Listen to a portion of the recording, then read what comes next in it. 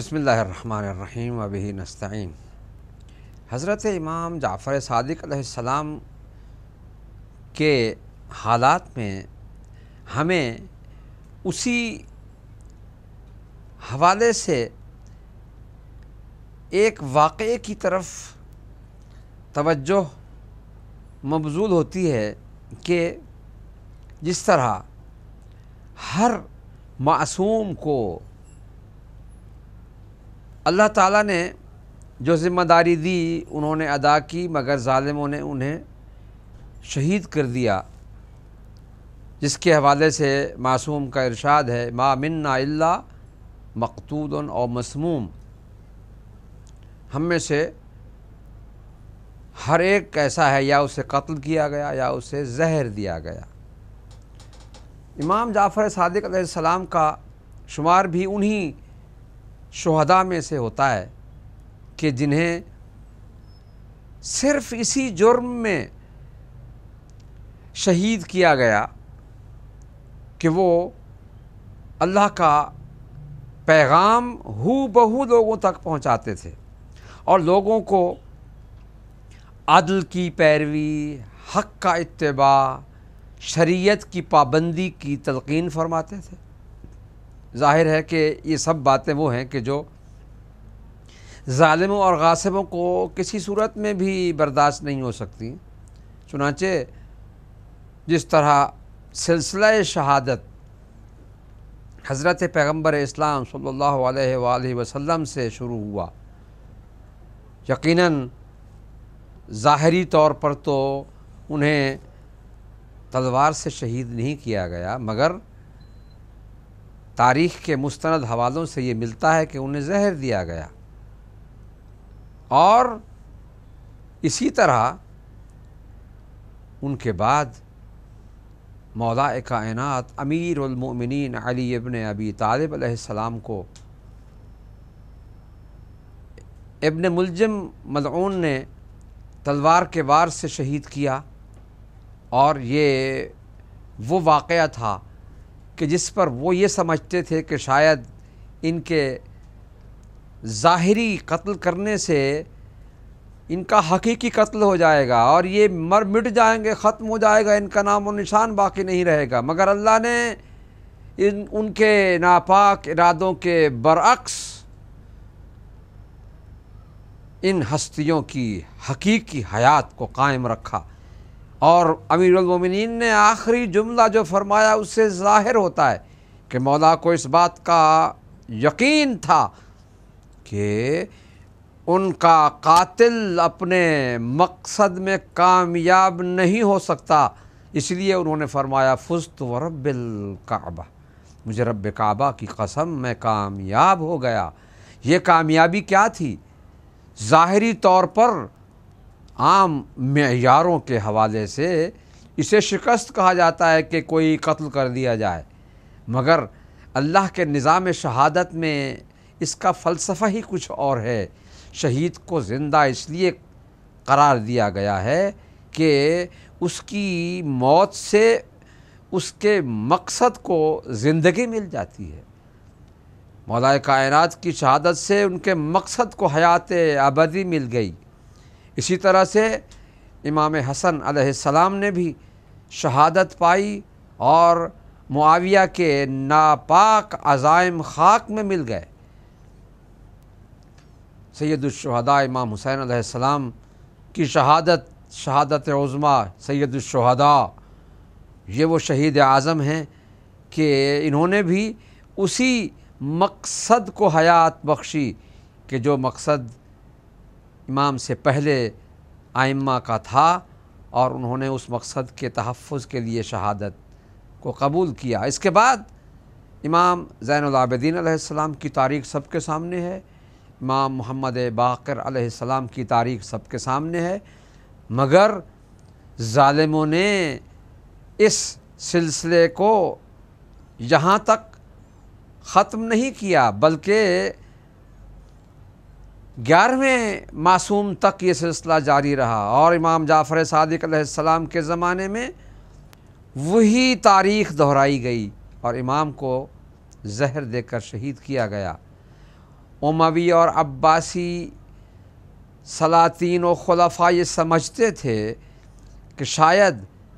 اہل بیت کے ان افراد کو قتل کر کے ان کے مقاصد کی راہ میں رکاوٹیں ڈال دیں گے، لوگ جب انہیں پائیں گے ہی نہیں، ان کو یاد ہی نہیں کریں گے، بلکہ برعکس درباروں میں پروپیگنڈے کیے گئے اور درباری ملاؤں اور مفتیوں کے ذریعے فتوے جاری کروائے گئے۔ مگر تاریخ اس حقیقت کی گواہ ہے کہ ان کے سب کام برعکس نتیجہ دے کر گئے۔ آج ان کا نام تاریخ میں یا تو ہے نہیں، اور اگر ہے تو اتنے برے اعمال کی نسبت سے انہیں یاد کیا جاتا ہے کہ کوئی عاقل و عادل اور شریف مسلمان و انسان انہیں کوئی عزت کی نگاہ سے نہیں دیکھ سکتا ہے۔ کوئی انہیں ظالم کہتا ہے، کوئی انہیں قاتل کہتا ہے، کوئی انہیں غاصب کہتا ہے، کوئی انہیں آمر کہتا ہے، کوئی انہیں لٹیرا کہتا ہے۔ یہاں تک کہ میں نے ایک کتاب میں، جس کے مؤلف اہل سنت کے معروف عالم دین ہیں، انہوں نے اپنی کتاب میں یہ لکھا کہ یقیناً خلافت اور امامت، خلافت اور ملوکیت یہ آپس میں ٹکراتے رہے، اور حقیقی خلافت اور حقیقی امامت آل محمد کے پاس رہی، اور آمریت و ملوکیت اموی اور عباسی خلفاء کے پاس رہی۔ لہٰذا میں نے ایک ان کے معروف دانشور، جس کا میں نام لینا بھی مناسب نہیں سمجھتا ہوں کہ وہ اس حد تک ناانصاف شخص ہے کہ اپنی کتابوں میں لکھنے کے باوجود پھر بھی ان آمروں اور غاصبوں کو رضی اللہ تعالیٰ عنہ کہتا ہے۔ وہ اپنی کتابوں میں لکھتا ہے کہ معاویہ نے یقیناً ملوکانہ اور شاہانہ نظام قائم کیا تھا، اور نص کے مقابلے میں اجتہادی راستہ اختیار کیا تھا، اور اپنی رائے دین میں ٹھونسی تھی۔ اس کے باوجود وہ کہتا ہے کہ یہ خطا اجتہادی ہم کہہ سکتے ہیں، ان کی اجتہادی غلطی ہے۔ عجیب بات ہے، دین میں خرابیاں پیدا کرنے والا شخص اور نفس زکیہ کا قاتل، اسے خطا اجتہادی کہہ کر بری کر دیا جاتا ہے۔ میں کہتا ہوں کہ جو معصوم کا قاتل ہو وہ رضی اللہ نہیں ہو سکتا ہے، وہ لعنت اللہ علیہ ہے۔ اور اسی طرح سے ہر وہ شخص کہ جو اس کے ساتھ شریک کار رہا، مرد ہو یا عورت، وہ کسی اچھے لقب کے مستحق نہیں ہیں۔ یہ بات پھر بھی دہراؤں گا کہ یہ اتحاد بین المسلمین کے خلاف بات نہیں ہے، یہ حق کا اظہار ہے۔ اتحاد بین المسلمین کا مطلب ہی یہ ہے کہ ہم حق کی پیروی میں اکٹھے ہوں۔ باطل کو حق کہہ کر اکٹھے ہو جانا یہ اتحاد نہیں ہے، یہ اختلاف ہے، افتراق ہے، یہ نفاق ہے۔ امام جعفر صادق علیہ السلام کی شہادت کے پس منظر کو اگر آپ دیکھیں تو واضح طور پر معلوم ہوتا ہے کہ یہ اسی ظلم و استبداد کا تسلسل تھا کہ جو مولا کائنات علیہ السلام کے زمانے سے شروع ہوا اور چھٹے امام تک پہنچا۔ 25 شوال تاریخ اسلام کا وہ سیاہ دن ہے کہ جب اس معلم دین کو، اس معلم اخلاق کو، اس محافظ شریعت کو قتل کیا گیا، جس نے اپنی صداقت شعاری کے ساتھ، جس نے اپنی حق بیانی کے ساتھ اللہ کے دین کو لوگوں تک پہنچایا، جس نے شریعت محمدیہ کا دفاع کیا، کیا اس کا قتل بھی معاف کیا جا سکتا ہے اور اس کے قاتلوں کو خلیفہ رسول یا خلیفۃ اللہ کہا جا سکتا ہے۔ مجھے ان تاریخ نویسوں پر حیرت ہے کہ جو آج بھی امام جعفر صادق علیہ السلام کے قاتلوں کو رضی اللہ تعالی عنہ یا عنہم لکھتے ہیں۔ کیا انسان کا قاتل ہو، مومن کسی ایسی صورت میں قتل کیا جائے کہ جو ناحق صورت ہو، کیا پھر بھی قاتل کو ہم اچھے نام سے یاد کریں گے؟ ہرگز ایسا نہیں ہو سکتا۔ میں 25 شوال کی مناسبت سے امام حسین علیہ السلام ٹی وی کے توسط سے تمام اہل اسلام کو تعزیت پیش کرتا ہوں اور ان سے یہ کہتا ہوں کہ اس دن کی یاد منائیں۔ اور یہ یاد منانا رسم و رواج نہیں ہے، بلکہ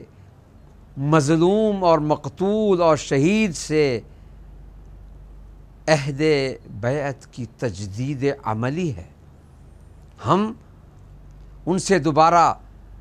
اپنی عقیدت، اپنی محبت، اپنی مودت، اپنی اس چاہت کا اور اس ایمانی تعلق کا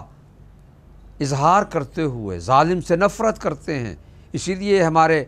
فروع دین میں تولا اور تبرہ شامل ہے۔ ہم ان کی معصومین کی ولایت کا اقرار کرتے ہیں اور غاصبوں سے براءت کا اظہار کرتے ہیں۔ اس میں گالی گلوچ اور سب کا کوئی دخل نہیں ہے۔ لہٰذا میں تمام